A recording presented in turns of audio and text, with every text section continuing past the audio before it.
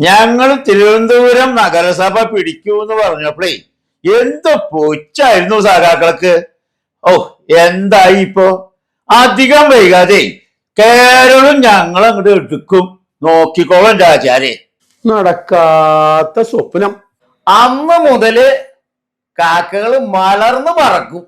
എല്ലാ കാലത്തും തെരഞ്ഞെടുപ്പ് അടുക്കുമ്പോൾ സമുദായ നേതാക്കൾ സർപ്പങ്ങളെപ്പോലെ പത്തി വിടർത്തി ചീറ്റാൻ തുടങ്ങും.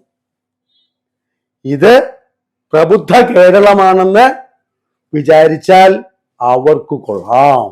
സമുദായ നേതാക്കന്മാരെ കൊണ്ട് ഇതൊക്കെ പറയിപ്പിക്കുന്നതേ സതീശന്റെ പാർട്ടിയിലെ നേതാക്കന്മാര് തന്നെയാ. തിരുമേനി പറഞ്ഞതാണ് യഥാർത്ഥ സത്യം.